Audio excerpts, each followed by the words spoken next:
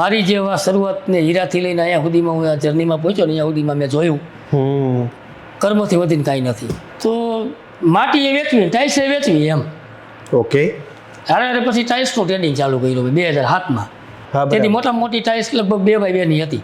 બરાબર. અને પછી એ ટાઈમમાં જો કહું ને તો રાજસ્થાન, મહારાષ્ટ્ર, MP, આંધ્રપ્રદેશ, તમિલનાડુ, કેરલા આ બધા રાજ્યમાંથી વેપારીઓ આવતા. બરાબર. પણ એ ક્યારે આવે? તમારી પાસે કાંઈક ઓફિસનું સેટઅપ હોય, તમે કોઈને ઓળખતા હોય તો તમને આવે ને, એમને તો કંઈ આવે નહીં. ટ્રેડિંગમાં તમે આવ્યા તો પહેલી ગાડી તમે કેટલા મહિના પછી તો કેટલા દિવસ પછી તમારી પહેલી સેલ થઈ ગઈ? જે કહીને સેકન્ડ થર્ડ ગ્રેડ. એ સેકન્ડ થર્ડની ગાડી મેં લગભગ 8-10 દિવસે પહેલી ગાડી મેં ભરી હતી. કોઈ એમ કહેતું હોય કે ખાલી કિસ્મતથી કારખાના થઈ ગયા કે કિસ્મતથી વેપાર ગોઠવાઈ ગયો, તો એવું કાંઈ નથી. એના માટે તમારે હાર્ડવર્ક કરવું પડે છે, તમારે ભોગ દેવો પડે, ત્યારે બધી વસ્તુ થાય છે. તો તેથી એની માનસિકતા એવી નથી પૈસા ન દેવાય એવું. આજે કોઈ માણસ જન્મજાત નબળો હોતો જ નથી, પણ એને પરિસ્થિતિ નબળો બનાવે. એનો મતલબ કે ભાઈ કોઈ દિવસ હાર નહીં માનો જિંદગીમાં. 22માં લગભગ શરૂઆત થઈ મંદિરની, 22, 23, 24 એ 2-3 વર્ષ ટફ થયા. કોમ્પિટિશન તમને ઇન્ટરનલ કોમ્પિટિશન, હેલ્ધી કોમ્પિટિશન હોવી જોઈએ. ક્વોલિટી ની કરો. પણ અનહેલ્ધી કોમ્પિટિશન કરી અને જે ઉધારીના જે ચક્કરમાં ફસાણા ને ભાઈ, એ આજના જવાની જે અત્યારની નવી પેઢી જે આવી ને, એ છોકરાઓને એની અત્યારે કલ્પના નથી કે આ ક્યાં જઈને ઊભી રહેશે. એ સવાલ હે નહીં. હા, એમ તો હમ કિસકે આગે ક્યું ઝુકે.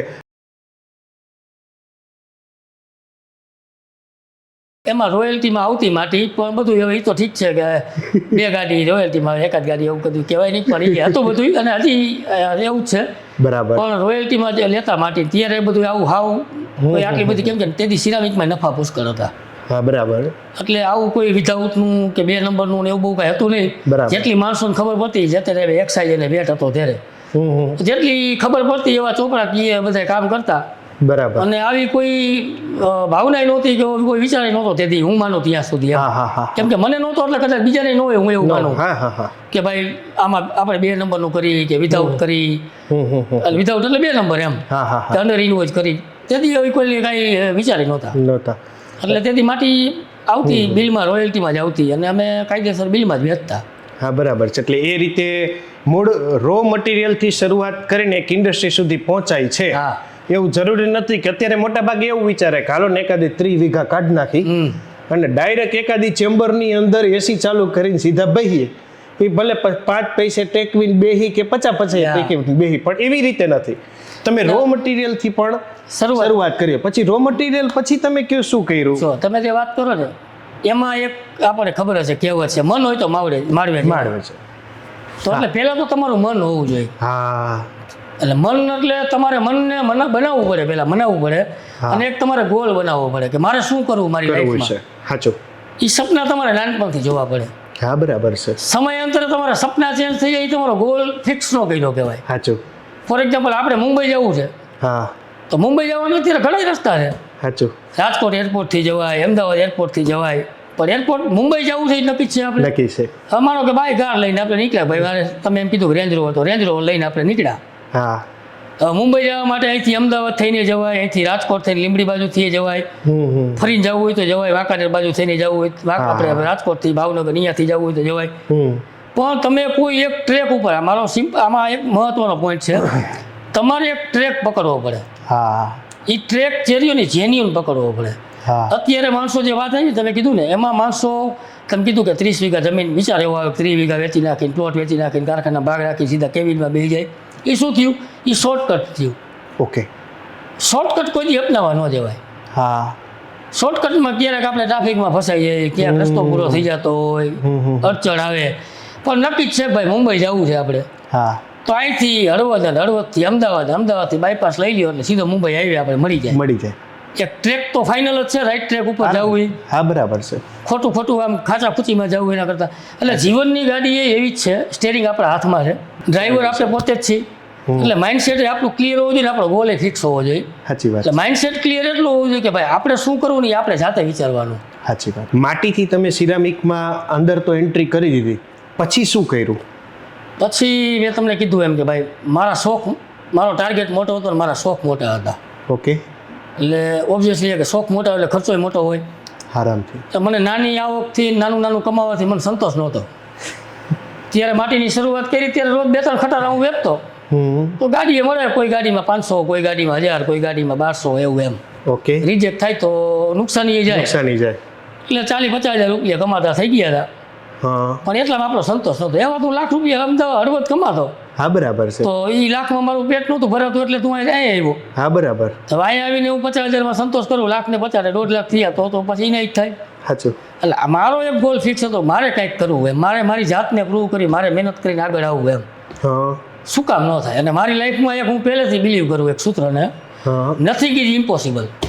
ઓકે. અને આ મારું પોતાનું સૂત્ર છે, આપણે જે લખ્યું નહીં, નેવર અને ઓલવેઝ રૂલ્સ નંબર 1. શું એનો મતલબ કે ભાઈ કોઈ દિવસ હાર નહીં માનો જિંદગીમાં. સાચું. એટલે દુનિયામાં એક જ રૂલ્સ છે, ઓલવેઝ રિમેમ્બર રૂલ્સ નંબર 1 એમ. હા બરાબર. તો એટલે હું એ સૂત્રને સાર્થક કરી અને પહેલેથી હું ચાલ્યો. પછી માટીમાં તો થઈ ગયું સેટ, એટલે એમાં તાકાત લગાવી તો એમાં લાખ રૂપિયા પહોંચ્યા. પછી મેં કીધું ભાઈ હવે આપણે મહેનત તો આમાં આટલી કરવી, લેવામાં વેચવામાં, તો માટીએ વેચવી, ટાઇલ્સે વેચવી એમ. ઓકે. અરે પછી ટાઇલ્સનું ટ્રેડિંગ ચાલુ કર્યું 2007માં. નું ટ્રેડિંગ. હા 2006માં આ શરૂઆત કરી. ઓકે. 5-6માં, 5 એન્ડમાં અથવા 6 સ્ટાર્ટિંગમાં એમ.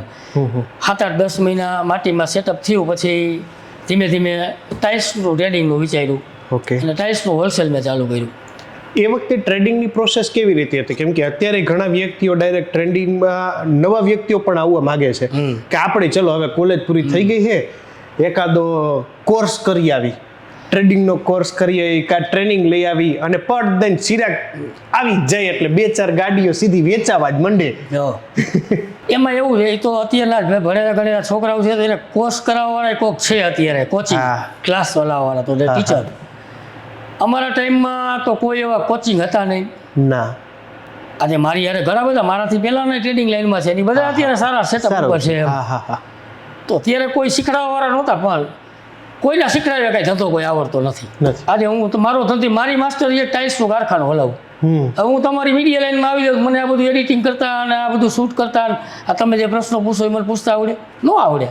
તમે ટાઇલ્સ બનાવો તમને એટલે દરેક વસ્તુ રહી ને એ એક તમારો શોખ હોવો જોઈએ. એ જે તમારું પ્રોફેશન જે છે ને, શોખને એને પ્રોફેશનમાં બદલી અને એના ઉપર તમારે વર્ક કરવું પડે. અને તમે, અને હું માનું કે જિંદગીમાં તમે છેલ્લા શ્વાસ સુધી એને તમે શીખવાનું પૂરું કરતા જ નથી. કાયમી શીખવાનું, રોજ ઉઠીને સવારથી ઉઠીને સાંજ સુધી શીખવાનું જ કામ કરી. હા બરાબર. અને એમાંથી કાંઈ ભૂલ થતી હોય તો ભૂલમાંથી વધારે શીખવા મળે એમ. ઓકે. તો જ્યારે હું વાત કરું તો એમાં તમે કીધું એમ કે ભાઈ તમે ટાઇલ્સ ટ્રેડિંગનું ચાલુ કર્યું, તો ટાઇલ્સ ટ્રેડિંગનું ચાલુ કર્યું તો ટાઇલ્સ ટ્રેડિંગમાં કોઈ શીખડાવ્યું નહોતું કેમ કરવું એમ. ઓકે. પણ એટલી ખબર હતી કે માલ વેચવા માટે આપણે મહેનત કરવી પડે. કોઈ પણ વસ્તુ, ટાઇલ્સ હોય કે વોટેવર, કાંઈ પણ વેચવા માટે તો ગ્રાહક ગોતવા પડશે, મહેનત કરવી પડશે. તો એ મહેનત કરવા માટે જ્યાં ત્યાંથી ટાઇલ્સના કસ્ટમરોના ડેટા ભેગા કર્યા. ઓકે. એના કોન્ટેક્ટ નંબર, ક્યાં બેઠો, શું આ તે. તેથી ફોન, મોબાઈલનું લગભગ 4 રૂપિયા આઉટગોઈંગ હતું. ઓકે. ઇનકમિંગ મારા ખ્યાલથી લગભગ રૂપિયો કે ફ્રી કાંઈક બહુ મને યાદ નથી, પણ 4 રૂપિયા આઉટગોઈંગ કોલિંગ હતું એવું મને યાદ છે જેવું તેવું. તો ત્યારે હું રોજ સવારમાં એક લિસ્ટ લઈને બેસતો. માનો કે આજે મારે રાજસ્થાનના વેપારીને ફોન કરવા, તો રાજસ્થાનનું લિસ્ટ લઉં. એટલે શરૂઆત તમે ડોમેસ્ટિકથી કરી? હા, ડોમેસ્ટિકથી. ઓકે. તેથી ક્યાં એક્સપોર્ટનું કાંઈ હતું જ નહીં, મોરબીમાંથી એક્સપોર્ટ એ નહોતું તેથી. નહીં? બરાબર. ઇન્ટરનેશનલ મારા નોલેજમાં નથી એવું. હા બરાબર છે. ડોમેસ્ટિક જ હતું. તેથી ડોમેસ્ટિક ધંધા સારા હતા, આટલા બધા કારખાના નહોતા, ટાઇલ્સની ડિમાન્ડ હતી. હા. અને વેપારી સારો થતો. ઓકે. પછી એ ટાઈમમાં જો કહું ને તો રાજસ્થાન, મહારાષ્ટ્ર, MP, આંધ્રપ્રદેશ, તમિલનાડુ, કેરલા, આ બધા રાજ્યમાંથી વેપારીઓ આવતા. બરાબર. પણ એ ક્યારે આવે? તમારી પાસે કાંઈક ઓફિસનું સેટઅપ હોય, તમે કોઈને ઓળખતા હોય તો તમને આવે ને, એમને તો કંઈ આવે નહીં.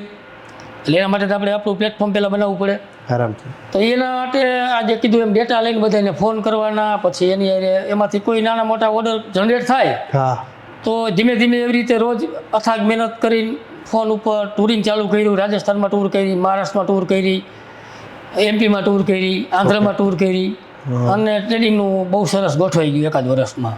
ટૂર અને જાત્રામાં ફેર હોય છે. લોકોને અત્યારે શું છે કે ઘણા ટ્રેડિંગમાં પડે છે, ડોમેસ્ટિક થી શરૂઆત કરી એમ વિચારે છે, પછી અહીંથી ચલો યુપી જાય અને હે ત્યાં તો જાત્રા ચાલુ થઈ જાય, 2-4 મંદિરો ને પ્રવાસન સ્થળો ને, એટલે મારે ખાસ એ જ કેવું છે કે એ ડેફિનેશન સમજાવો ખાસ. જાત્રા અને ટૂર એમાં બેમાં ફરક. અત્યારે ટૂર જે છે, અત્યારે ટૂર એટલે જાત્રા બે મિક્સ થઈ જાય. માનો તમે કોઈ જગ્યાએ ગયા ટૂરમાં તો ધંધાનું કામ થઈ જાય, ફરવાનું થઈ જાય. અને હવે તો બધી વીઆઈપી ટૂર થઈ ગઈ ભાઈ, ફેસિલિટી પૂરી થઈ ગઈ. ગાડી લઈને જવાનું, ફ્લાઇટમાં જવાનું. તેથી હું જે વાત કરું, મેં જેથી ટૂર ચાલુ કરી તેથી બસમાં જવાનું. બરાબર. કે ભાઈ માનો કે મેં રાજસ્થાનની ટૂર કરી તો અહીંથી ઉદયપુર સુધી બસમાં ગયા. ઓકે. અને ઉદયપુરથી પછી ગાડી ભાડે કરી લીધી કે જ્યાં જવું અહીંયા. કન્ટિન્યુ ગાડી અઠવાડિયું રાખવી તો પોહાય નહીં. એટલે ઉદયપુરથી ચિત્તોડગઢ જવું હોય તો ચિત્તોડગઢ સુધી આપણે વયા ગયા, કઈ વાહન મળ્યું અથવા તો ટેક્સી બાંધીને વહી ગયા. અને ચિત્તોડગઢમાં પછી આખો દી ફરી અહીંયા રિક્ષામાં કે કોઈ કસ્ટમરનો કોન્ટેક્ટ થયો હોય તો એ આપણને તેડી જાય.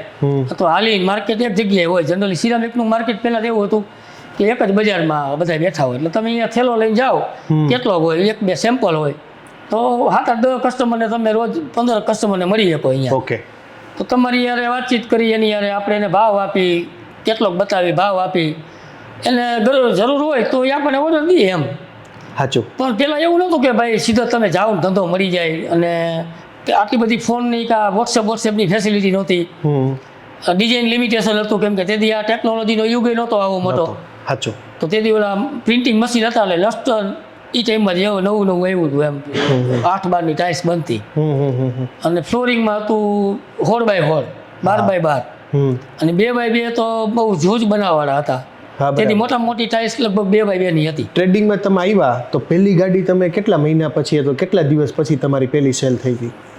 પહેલી ગાડી મેં શરૂઆત કરી ને, ઓફિસ મેં ચાલુ કરી, લગભગ મારી પહેલી ગાડી 8મા કે 10મા દિવસે ભરાણી હતી. બહુ મને યાદ નથી, પણ કેમ કે પહેલા જ મહિને અમે 4-5 ગાડી વેચી હતી. સમજાઈ ગયું. એમાં તેથી શરૂઆત અમે કોમર્શિયલથી કરી. ઓકે. કેમ કે પ્રીમિયમમાં તો પૈસા હતા નહીં આપણી પાસે કાંઈ એવા, એટલે કોમર્શિયલની ગાડી કોમર્શિયલ લઈ અને કોમર્શિયલ વેચતા. પ્રીમિયમ બહુ ઓછું હતું ત્યારે. ઓકે. એટલે જે કહીને 2nd-3rd ગ્રેડ, એ 2nd-3rd ગાડી મેં લગભગ 8-10 દી પહેલી ગાડી મેં ભરી હતી. તેથી બહુ આવડી મોટી ગાડી નહોતી. લગભગ મેં તો પહેલી ગાડી 16-17 ટનની ગાડી ભરી હતી એમ. બરાબર.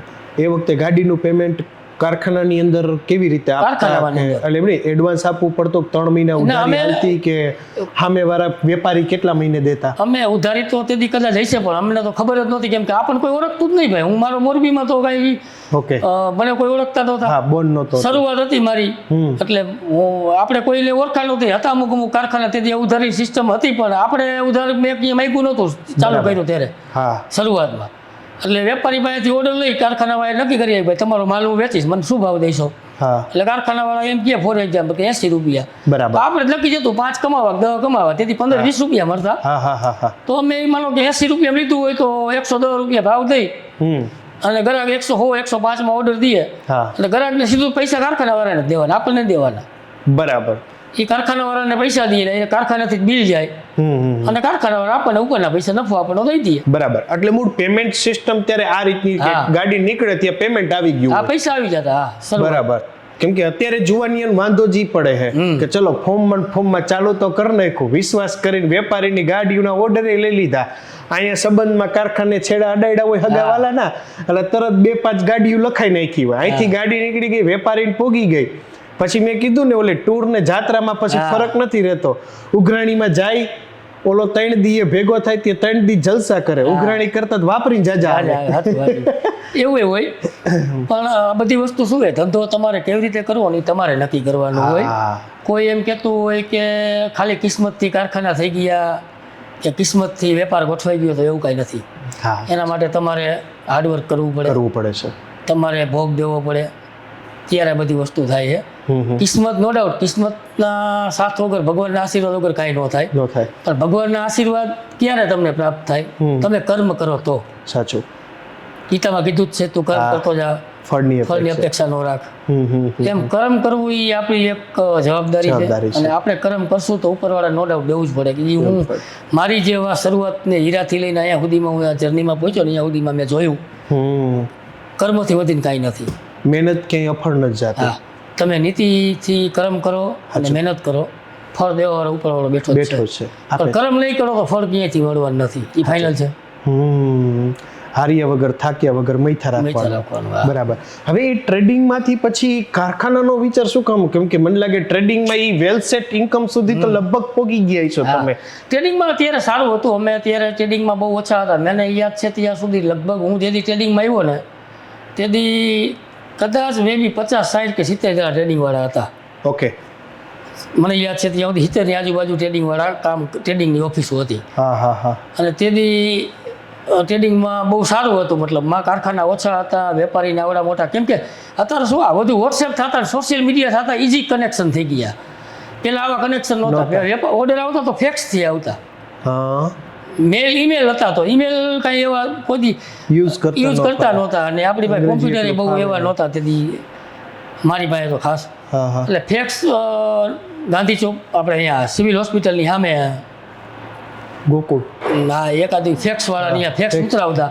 સવારમાં આવી એટલે અહીંયાથી ફેક્સ અમે લેતા આવી ઓર્ડરનો, અને પછી એની ગાડી ટ્રાન્સપોર્ટ વાળાની ગાડીનો કોન્ટેક્ટ કરીને ગાડી બાડી બધું વ્યવસ્થા કરી અને ગાડી જાતી. હવે તો શું બધું ઈજી, આ સોશિયલ મીડિયા આટલું બધું ફાસ્ટ થઈ ગયું, છોકરા બધા ભણેલા ગણેલા આવી ગયા, એટલે ઈજી કોમ્યુનિકેશન થઈ ગયું. એમ તો કોમ્યુનિકેશન ઈજી થયું, પણ સામે લેનાર વર્ગ થોડોક વધુ ચાલાક થયો એવું નથી લાગતું? એ છે બધા આટલી બધી આજે કહી ને કે આ બધું સ્માર્ટ. આજે આપણે બધા માનો કે તમારી ઉંમર કેટલા વર્ષ? મારી 26. તો મારો દીકરો લગભગ 25 વર્ષનો છે, તો મારી આજે 48 વર્ષ છે. તો તમે બધા આજની પેઢી કહેવાય, અમે ગાલની પેઢી કહેવાય. અમારી પેઢીમાં આટલી બુદ્ધિ નહોતી, હતી બુદ્ધિ. જે તમારી બુદ્ધિ તો બધાની હરખી જ હોય, તેથી હરખી છે, આજે હરખી છે. પણ બુદ્ધિનું એક કહેવાય ને કે લેવલ અને ડેવલપમેન્ટ એ સમયાંતરે થતું. આજે તમે નાનો છોકરો હોય તો એને મોબાઈલમાં બધી ખબર પડે છે. હજી આજની તારીખમાં મને હું એપલ વાપરું, મને આમાં હું 0.1% યુઝ નથી કરી શકતો. એ આજના છોકરા હોય એને ખબર પડે. બુદ્ધિનું લેવલ નથી વધી ગયું અત્યારે. તો ત્યારે ટેકનોલોજી નહોતી અમારા વખતે, એટલે ટેકનોલોજીને એડોપ્ટ કરતા અમારે ટાઈમ લાગે. ટેકનોલોજીને અપનાવી વાર લાગે ખુજ ભરતા. આજના છોકરાઓ ટેકનોલોજીને જલ્દી એડોપ્ટ કરી શકે. એમાં એજ્યુકેશન આ બધા પરિબળો કામ લાગે છે. હતું વિચારશ્રેણી ના એવી નહોતી, આવું બધું સોશિયલ મીડિયા નહોતું, એટલે દુનિયા શું ખબર નહોતી. આટલું ઈઝી ટ્રાન્સપોર્ટેશન નહોતું. આજે માનો અમે અમદાવાદ જતા, અમદાવાદથી આવવું હોય તો આખો દિવસ વહી જતો. સવારે નીકળે સાંજે પહોંચતા. અત્યારે તો હું અહીંથી બપોરે 12 વાગે હું નીકળું, સાંજે પાછો ઘરે આવતો રહું કામ કરતા. એટલે બધું ઈઝી થઈ ગયું અત્યારે. એમ એ ઈઝી થતા અત્યારે એક સૌથી મોટો પ્રશ્ન એવું લાગે છે કે મોરબીની અંદર ટ્રેડિંગ વાળા કયો કે કારખાના વાળા કયો, એ મને લાગે છે થોડીક આપસમાં કોમ્પિટિશન વધી ગઈ છે. પહેલા શું હતું કે ચલો આવડું મોટું વિશ્વ છે, બધાને પોતપોતાના વેપારી ભગવાન આપી જ દેવાના છે. પણ ટ્રેડિંગની અંદર અત્યારે મને એવું લાગે થોડોક રાફડો ફાઈટો છે. જેને કંઈ ન આવડે એ કંઈ ટ્રેડિંગ તો કરે, ઘરેથી કે બાયોડેટાની અંદર લખવા હાટે આમાં કાંઠે જાય અને ટ્રેડિંગ કરે. હક પણ કરવાનું. હક પણ હાટે. બરાબર. એટલે આ સિસ્ટમ ચાલુ થઈ છે. પરિણામે થાય શું, વેપારી જે ઓની પાસે હોય, કેમ હું આઠાના વધારે કઈને ખેંચી જાઉં, રૂપિયો વધારે કરીને એને લઈ આવું, મારી 2 રૂપિયામાં ખેંચી આવું. એ લગીન કે અમે તો એવું સાંભળ્યું છે કે ઘણી વખત કોઈ વેપારી ખબર પડે ને કે મોરબીમાં આવવાનો છે, એટલે ધારો કે અમદાવાદ ઉતરવાનો હોય ને તો અહીંયા 3 જણા લેવા ઉભા હોય. તમે માર ભેગા આવતા રહી, ઓલો કહીશ માર ભેગા આવતા, ઓલો કહીશ માર ભેગા. એટલે આપસની કોમ્પિટિશન છે એ ક્યાંક ને ક્યાંક કાલ સવારે આપણને ને આપણને ઊંધી નહીં પડે. એ સાચી વાત તમારી. અત્યારે જે આમ વાત કરીને તો સિરામિક ઉદ્યોગમાં ઇન્ટરનલ કોમ, હમણાં જ મેં 2 દિવસ પહેલાં એક વિડીયો જોયો હતો. એમાં એવું જ હતું કે આપણે ચાઇનાથી બધું શીખ્યા, ટેકનોલોજી ચાઇનાથી લઈ આવ્યા, યુરોપથી લઈ આવ્યા, આપણે ડિઝાઇનિંગની કોપી કરી ઇટાલીથી, બધું. મતલબ આપણે જે કાંઈ આજે જે કાંઈ છે એ બધું અત્યારે આપણે બહારથી જ લઈ આવ્યા, ટેકનોલોજી મશીનથી બધું. તો આપણે એક વસ્તુ ન લઈ આવ્યા. અહીંયા છે ને ઇન્ટરનલ કોમ્પિટિશન નથી. સાચું. અને ઉધારી નથી. સાચું. કોમ્પિટિશન તમને ઇન્ટરનલ કોમ્પિટિશન, હેલ્ધી કોમ્પિટિશન હોવી જોઈએ. ક્વોલિટીની કરો. પણ અનહેલ્ધી કોમ્પિટિશન કરી અને જે ઉધારીના જે ચક્કરમાં ફસાણા ને ભાઈ, એ આજના જવાની જે અત્યારની નવી પેઢી જે આવી ને, એ છોકરાઓને એની અત્યારે કલ્પના નથી કે આ ક્યાં જઈને ઊભી રહેશે. સાચી વાત. અત્યારે આજે અમે પ્રમુખ છીએ તો એસોસિએશનના હોદ્દેદાર તરીકે અમારી પાસે ઘણી બધી આવી રજૂઆતો ફરિયાદો આવતી હોય. કે કેટલા લોકોના પૈસા ડૂબ્યા છે. ઓહો. એ ડૂબવાનું કારણ એક જ છે, કસ્ટમર તો આજે તો તેથી આજે માનો કે હું એવું કહું કે અત્યારે જે કસ્ટમર બેઠા એ કદાચ એના પપ્પા ધંધો કરતા હશે અમે જ્યારે હતા ત્યારે અમે ટ્રેડિંગ કર્યું ત્યારે, અત્યારે કદાચ એના છોકરા બે હતા, જેમ અમારા છોકરા હવે કારખાને બે ગયા એવી રીતે. તો તેથી એની માનસિકતા એવી નહોતી પૈસા ન દેવાય એવું. આજે કોઈ માણસ જન્મજાત નબળો હોતો જ નથી, પણ એને પરિસ્થિતિ નબળો બનાવે. એટલે ક્યાંક ને ક્યાંક એમાં આપણો ભોગ હોય, આપણો હાથ હોય એને ભોગ બનાવવામાં. શું કામ કે આજે માનો કે હું કસ્ટમર છું તો મને એક જગ્યાએથી 2 જગ્યાએથી કે 10 જગ્યાએથી ફોન આવે તો મારે તો બધી બાજુ બધા હાથમાં લાડવો જ છે. બધા મને ફોન કરે, હું તમને 60 દીની ઉધારી દઈશ, 90 દીની ઉધારી દઈશ, 150 દીની ઉધારી દઈશ, તો ભાવ જેવા જોઈએ એવા થઈ જાય તો હું તો લાભ લેવાનો જ છું. તો એવી રીતે કસ્ટમરને અત્યારે ઓપ્શન વધી ગયા. એટલે કસ્ટમર શું કરે કે ભાઈ એને એક ગાડીની જરૂરિયાત હોય ને તો 3 જગ્યાએથી એક ગાડી, 3 જગ્યાએથી એક ગાડી મગાવી લઈએ. એને પૈસા રોકવા નથી, મને નીચા ભાવથી માલ મળી જાય. એટલે કસ્ટમર અહીંયા 3 ગાડી માલ મગાવી લીધો એટલે 3 ગાડી માલ મગાવીને ગાડીના ટ્રાન્સપોર્ટના ભાડા દેવાના, અહીંયા લોકલ વેરહાઉસનું ભાડું ચૂકવવાનું, એના અનલોડિંગની મજૂરી ચૂકવવાની, એના રોજના ખર્ચા હોય કાઢવાના, એને જીએસટી ભરવાનો. તો એ ક્યાંક ને ક્યાંક તો એની ફાઇનાન્શિયલ સાયકલમાં એનું બર્ડન વધવાનું જ છે ને. તો એ પછી શું થાય સમયાંતરે કે એનો માલનો ભરાવો થઈ જાય, એનો માલ વેચાતો નથી. બરાબર. એટલે માલ ન વેચાય એટલે પેમેન્ટ ન દઈએ કે એક જ જણાને દીધું હોય ટાઈમે, એક જ જણાને ન દઈએ એટલે આવું બનતું હોય. એટલે આ બધી વસ્તુ કોમ્પિટિશનના હિસાબે આ બધી વસ્તુ થાય, હું આવું માનું એમ. ના સાચું છે. મને પુષ્પા ફિલ્મનો ડાયલોગ હે ને કે જબ માલ अपने पास है, બરાબર, ऐसा माल किधर है ही नहीं. હા એમ તો હમ કિસકે આગે ક્યું ઝુકે, લેકિન હાઈથે કરીને બધા ઝૂકવા માંડ્યા. નહીતર હકીકતમાં કોઈ એક ફિક્સ પ્રાઇસિંગ કે મોટા લેવલ ઉપર ધારે તો એ રમી શકે એમ છે કે આથી નીચું તો નહીં જ. અને હું કહું લગભગ સિરામિક ઇન્ડસ્ટ્રી અત્યારે કે પહેલા જેટલું પ્રોડક્શન કરે એનું 100% પ્રોડક્શન માર્કેટની અંદર નેશનલ ઇન્ટરનેશનલ ડિમાન્ડ તો છે જ ને. ડિમાન્ડ છે, એમાં ડાઉન ગયું છે. ના ડિમાન્ડ દેખો, ડિમાન્ડ વસ્તુ એવી છે, ડિમાન્ડમાં 20% અપ એન્ડ ડાઉન તો દરેક ધંધામાં રહેતું જ હોય. ઓકે. વચ્ચે એક પીરિયડ એવો હતો કે જે કોરોના પછી 2000, કોરોના પહેલા મંદી જ હતી, આવો જ પીરિયડ હતો. તો કોરોના પછી જે ડિમાન્ડ આવી એ એક ટેમ્પરરી ડિમાન્ડ નીકળી હતી. બરાબર છે. અને એ ડિમાન્ડને આપણે પરમેનન્ટ ડિમાન્ડ સમજી અને જે આવડા મોટા જાઇન્ટ પ્રોડક્શન કરી નાખ્યા કે ભાઈ લાવો થતો હતું ત્યારે કોઈ માલ નહોતું દઈ શકતા. એટલે બધાને એમ થયું ભાઈ આપણે નાની કિલ્લે નથી એને મોટી કરી નાખી, એક કારખાનું હતું 2 કરી નાખ્યા, 2 હતા એને 3 કરી નાખ્યું. એટલે શું થયું, પ્રોડક્શન વધ્યા. પ્રોડક્શન વધ્યા. ઓલી ડિમાન્ડ તો એક ટેમ્પરરી ડિમાન્ડ હતી કે ભાઈ એક શોર્ટ સપ્લાય થઈ હતી, 1-2 મહિના આખી દુનિયા ઊભી રહી ગઈ હતી. સાચું.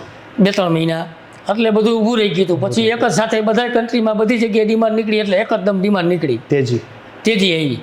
એ તેજીને જોઈને બધાએ પ્રોડક્શન કરી નાખ્યા. એટલે પ્રોડક્શન શું થયું, ઓવર થઈ ગયું. બરાબર. જ્યાં ફોર એક્ઝામ્પલ એમ કહીએ આપણે કે ભાઈ 1.4 મિલિયન સ્ક્વેર મીટરની ડિમાન્ડ હોય, અહીંયા આપણે 2.8 મિલિયનનું પ્રોડક્શન કરી નાખ્યું તો ઓબ્વિયસલી કે બધા 50% મળવાનું હોય. પછી બળ્યો હોય ફાવે આમાં તો બરાબર છે. તો બધાને ત્યારે એ પછીનો જે પીરિયડ આવ્યો 2022માં લગભગ શરૂઆત થઈ મંદિરની, 22, 23, 24, એ 2-3 વર્ષ ટફ ગયા, 2 વર્ષ 22-23 ખાસ.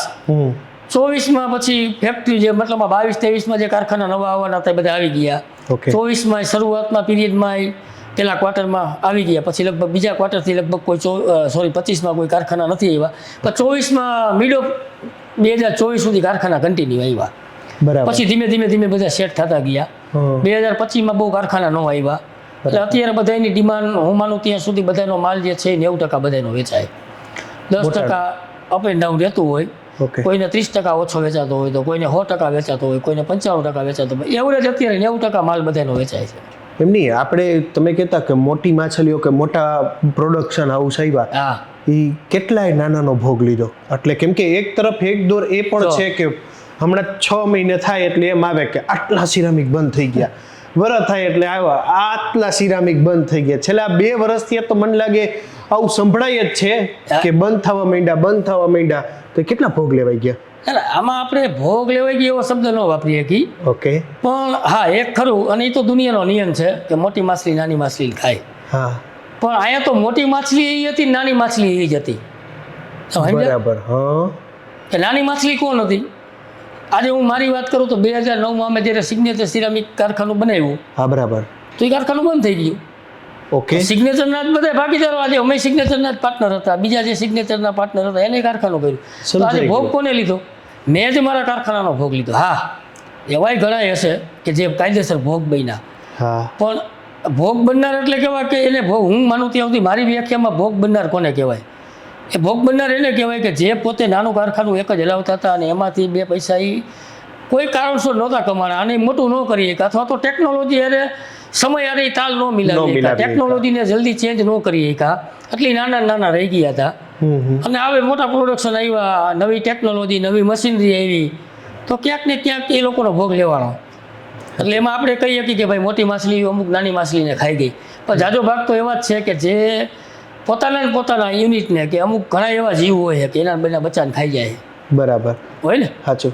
તો એવી રીતે એવું જ થયું એમ કે મોટા થઈ ગયા તો અમે નાનું યુનિટ બંધ કરી દીધું. હા, બરાબર છે. એટલે એ તો અમારા તો આજે એસોસિએશન પાસે રિપોર્ટ આવે, ડેટા આવે, એમાં તો અમે એમ જ કહીએ કે ભાઈ 300 કારખાના બંધ થઈ ગયા, પણ એ 300માંથી 250 કારખાના તો એવા જ હતા કે જે આજે મોટા થઈને બેઠા એના. બરાબર. એટલે 50 કારખાનાવાળા જે છે એના કદાચ આપણે એવું માનીએ કે બિચારાનો ભોગ લેવાનો આમાં. ઓકે. પણ હવે એ તો આ તો ભાઈ ધંધો છે અને સમયનું વિષ ચક્ર છે, એમાં કોઈનું હાલતું નથી. ક્યાંક ને ક્યાંક આપણે જે એમાં કોઈને દોષ નથી દેતા. ના, એ તો સમજાયું. ક્યાંક આપણી કાંઈ ખામી રહી જતી હોય, ક્યાંક કિસ્મત સાથ ન દેતા હોય, ક્યાંક બીજી ત્રીજી તકલીફ હોય. બરાબર છે. એક ટાઈમ હતો તમે માટીથી શરૂઆત કરી તો માટીની ઇન્કમ ટ્રેડિંગમાં ગઈ, ટ્રેડિંગની ઇન્કમ કારખાનામાં ગઈ, એટલે ધંધામાં ઇન્વેસ્ટમેન્ટ કરીને ધંધાનો ગ્રોથ થયો. આ વાત 100%. પણ અત્યારે એવું જોવા મળે છે કે સિરામિકની અંદર કમાણી હોય એ તરત કોઈ કપડાના શોરૂમમાં ડાયવર્ટ થાય છે, કોઈ જ્વેલરીના શોરૂમની અંદર ડાયવર્ટ થઈ રહી છે, અન્ય વ્યવસાયમાં કન્વર્ટ થઈ રહી છે. અને છેવટે એવું કહેવાય છે કે અમારો એવો વિચાર છે કે હવે છોકરો આમાં ન આવે તો સારું. એટલે હકીકતમાં આ ધંધામાં કાંઈ છે નહીં એવું છે, એટલે આવું બધું છે. એટલે એવું નથી. જો એ તો દરેક ધંધો કોઈ વાંચ્યો હોય જ નહીં, હું નથી માનતો. કોઈ ધંધો એવો નથી કે એ ધંધો તમને એમાંથી આવક ન આવે એમ. હા, સમય અપડાઉન આવતો હોય, ફેરફાર થતા હોય કે ભાઈ 2-5 કોઈ મહિના એવા હોય કે એમાં તકલીફ પડતી હોય, પણ હાવ એવું ન હોય કે કોઈ ધંધા તકલીફ છે. અને હું નથી માનતો કે આ ધંધો એવો છે કે આમાં કાંઈ નથી એવું એમ. બરાબર. તો ધંધો તો સારો જ છે, પણ બધા કેવી રીતે કરે એના ઉપર. અને આજે કોઈ બધા ધંધામાં બધા કમાય એવું જરૂરી નથી. આજે મારા એક જ જગ્યાએ 3 કારખાના છે, તો એવું જરૂરી નથી કે મારા 3 કારખાનામાં હું એક જ હરખા પૈસા કમાતો હોય, એક જ હરખો ધંધો હાલતો હોય. સાચું. એમાંય ઘણા પરિબળો કામ કરતા હોય. ક્યાંક મશીનરીનો રોલ હોય, ક્યાંક મારા ભાગીદારો અથવા તો જે મેં કોન્ટ્રાક્ટ આપ્યા હોય, કોન્ટ્રાક્ટરનો ક્યાંક વાંધો હોય, કે માર્કેટિંગવાળી મેં ટીમ બેસાડી હોય, તો મારો આ કારખાનાની ટીમ સારી હોય, આ કારખાનાની ટીમ નબળી હોય. એટલે ઘણા બધા પરિબળો કામ કરતા હોય એમ. એટલે ધંધો કોઈ નબળો નથી. હું નથી માનતો કોઈ પણ ધંધો હોય, આ ધંધો નહીં, ધંધો કોઈ નબળો છે જ નહીં. સમજાઈ ગયું. મારે એવું એ પૂછવું છે કે તમે વાત કરી તમારા 3 કારખાના, તો આમ 1માંથી 2, 2માંથી 3 એવી કોઈ આમ સફળતાની કોઈ ગોળી હતી? કાંઈ એવું પંચરત્ન? જો આ સફળતાની ગોળી મળતી હોય અથવા તો કાંઈક એવું જાદુ છડી મળતી હોય ને, તો દુનિયા બધા લઈ આવે. સાચે. એટલે એવું કાંઈ નથી હોતું. બરાબર. કારખાના મેં તમને કીધું હજી તો 3 જ છે મારે કારખાના. બરાબર. મારો તો ગોલ હજી જાદો મોટો ટાર્ગેટ છે. પણ આ તો હું તમને મીડિયાના માધ્યમથી હું કહીશ તો કોકને એમ લાગશે કે આ મોટી કરે. પણ આમાં એવું વસ્તુ, કોઈને એક કારખાનું કરીને સંતોષ હોય, અને એક બીજો એવો વ્યક્તિ હોય કે 100 કારખાના કરીને સંતોષ હોય. એમાં આપણે લઈ લઈએ ધીરુભાઈ અંબાણી. તો શું ધીરુભાઈ અંબાણી નથી કાંઈ જરૂર છે? ના. એની પેઢીઓ ખાય તો કાંઈ ખૂટે એમ નથી. અદાણીની કાંઈ જરૂર છે? ના. જેટલા ઉદ્યોગપતિ છે, જેટલા એન્ટરપ્રિન્યોર જે રહ્યા, જે બધા અત્યારે ટોપ લેવલ ઉપર દુનિયા આખીના બેઠા, એને કોઈ કાંઈ જરૂર શું કામ કરે? એ એક શોખ હોય અને એક જનૂન હોય, અને એક આપણે જેમ કીધું એમ આપણો ગોલ. એ ગોલને અચીવ કરવા માટે, ગોલ સુધી આપણે આપણા ટાર્ગેટ સુધી પહોંચવા માટે, એટલે 1માંથી 2, 2માંથી 3, 3માંથી 4, 4માંથી 10, 10માંથી જેટલું થાય એટલું કરતું જ રહેવાનું હોય એમ. બરાબર. પણ મારે એની કી પૂછવી છે કે તમે પેલા કારખાનામાં એવું તો શું કર્યું કે હજી સતત માલ વેચાતો રહે છે કે એમાં તમને શું લાગે કે માર્કેટિંગ પોઈન્ટ ઓફ વ્યૂ બહુ સારો છે ક્વોલિટીમાં, કે શું એ કી શું છે એમ? સૌથી પહેલી કી તો વાત કરીને તો મેં કીધું એમ, એક ટાર્ગેટ, અને બીજી મહેનત, અને ત્રીજું ઈમાનદારી તમારી. બરાબર. આ 3 વસ્તુ હોવી જોઈએ. એક તમારો ટાર્ગેટ હોવો જોઈએ કે ભાઈ મારે આ કરવું એમ. બીજું તમારી મહેનત એવી છે કે ટાર્ગેટને પૂરું પહોંચવા ટાર્ગેટ સુધી પહોંચવા માટે તમારે અથાગ મહેનત કરવી પડે. અને ત્રીજું એ મહેનત જે કરો કે જે ટાર્ગેટ સુધી પહોંચવા માટે તમારે એક ઈમાનદારી અને એક નૈતિકતાની જવાબદારી જરૂર પડે. આ ત્રણેય વસ્તુ અને ચોથા આપણા કિસ્મત. આ ત્રણ હોય તો ચોથા કિસ્મત કામ કરે. ખાલી કિસ્મત હોય તો આ ત્રણ વગર કાંઈ નથી હાલવાનું. એટલે હવે તમારો જે પ્રશ્ન છે કે તમે એકમાંથી ત્રણમાં કેવી રીતે પહોંચ્યા તો એનું શું એમ, તો પેલું જે તમને કીધું કે મારા ટાર્ગેટ હતા કે ભાઈ મારે કંઈક કરવું એમ કરવું. એ ટાર્ગેટ સુધી બીજું એટલે એની સાથે સાથે કરી એટલે કે એની મહેનત કરવી. એ ટાર્ગેટ સુધી પહોંચવા માટે જેટલી મહેનત કરવી પડે એટલી કરવાની તૈયારી આજની તારીખમાં કરી જ છે. ત્રીજું કે ઈમાનદારીથી. એટલે ઈમાનદારી એટલે ખાલી એવું નહીં કે ભાઈ મેં તમારો રૂપિયો લીધો તમને રૂપિયો પાછો દઈ દીધો ઈમાનદારી કહેવાય. ઈમાનદારી એટલે ધંધાના કાંઈક નિયમ હોય. એટલે એમાં તમારી ક્વોલિટી, તમારી સર્વિસ બધું આવે એમાં. તો એ એક ઈમાનદારીનો જ પાર્ટ છે. ભાઈ તમે કસ્ટમર પાસેથી 25 રૂપિયાનો માલ, હું 25 રૂપિયા ફૂટમાં માલ વેચું છું, તો કસ્ટમરને મારે 25 રૂપિયાનું વળતર આપવું એ એક ઈમાનદારીનો જ પાર્ટ છે. બરાબર. એટલે એમાં આવે ક્વોલિટી, ક્વોલિટી, સર્વિસ અને એક ધારી ક્વોલિટી. આજે લઈ ગયો તો આજે સારી ક્વોલિટી દેવી, કાલ નબળી ક્વોલિટી દેવી, તો એ ઈમાનદારી નથી. બરાબર. અને આમાં સૌથી મોસ્ટ ઇમ્પોર્ટન્ટ એક તમારે ટ્રસ્ટ બિલ્ડ કરવો. તમારી સાથે તમારો જે કસ્ટમર જોડાયેલો હોય છે એને તમારા સપ્લાયર જોડાયેલા હોય એની સાથેનો તમારો ટ્રસ્ટ. એટલે આ બધી વસ્તુનું બધા પરિબળો ભેગા થાય ને ત્યારે કંઈક તમે કંઈક સારું પ્રાપ્ત કરી શકો. અને એ અમારે નો ડાઉટ કે ભાઈ આજે હું છું, મારો ભાઈ છે કે મારી આ જે ટીમ છે, મારા પાર્ટનરો બધાએ ખૂબ મહેનત કરી, સારું એવું માર્કેટ ગોઠવું, સારી ક્વોલિટી બનાવી છે. તમને કદાચ ખબર હશે કે ભાઈ બ્લુ ઝોન એટલે અમે મતલબ સારી રેપ્યુટેડ બ્રાન્ડમાં અમે આજે એ લેવલની ક્વોલિટી બનાવી. અમારો પ્રાઇવેટ ગામ કરતાં થોડો ઊંચો હોય એમ. બરાબર છે. તો બધું ક્વોલિટી વગર કાંઈ નથી. અને જે કીધું એક ઈમાનદારી, ક્વોલિટી ને મહેનત. બરાબર. એનાથી એક કારખાનામાં સફળતા મળી. પછી મેં કીધું એમ કે મારા ટાર્ગેટ ઊંચા હતા તો બીજું કર્યું, બીજામાંથી એમાં એવી મહેનત કરી, પછી ત્રીજું કર્યું. આ બધું એવી રીતે થતું જાય એમ. ઓકે, હવે મારે ખાસ એક ઇન્ડસ્ટ્રીની વાત નીકળી છે એટલે એ પ્રશ્ન પણ પૂછવો છે કે રો મટીરિયલ જેમ પહેલા કોલસો, એ પહેલા તો જો કે કેજી કુડરી સાહેબ વાત કરતા કે પેટ્રોલથી બધું ચાલતું, પેટ્રોલિયમ એનાથી બધું ચાલતું. પછી કોલસો આવ્યો, અત્યારે ગેસ તે છે. તો હવે એક બાજુ ઇન્ડસ્ટ્રી પોતાના મહિનાઓના, 2 મહિનાના, 6 મહિનાના પ્લાન સાથે ચાલતું હોય, એની એક કોસ્ટ બેસાડેલી હોય, ઇન્કમના આંકડાના અમુક પ્રકારના સમીકરણો ગોઠવેલા કમ્પ્લીટ હોય, અને એમાં અચાનક જ સીધું કંઈક ફેરફાર પડી જાય. એક્ઝામ્પલ તરીકે ગેસના ભાવમાં સીધો 2.5 રૂપિયા વધારો. આ ફેક વાત છે, બરાબર, આને ઇગ્નોર ન કરી શકાય. તો એ બધું વસ્તુઓમાં કેવી રીતે ટ્રબલો પડતી હોય છે ને એમાંથી પછી હોહરા નીકળવામાં, વેપારીને મનાવવામાં, ને એમાં પછી કેવા આટા મેળ કરવા પડતા હોય. હાવ સાદી ભાષામાં એક સિમ્પલ જવાબ દીધો, પરસેવો વળી જાય એમાં.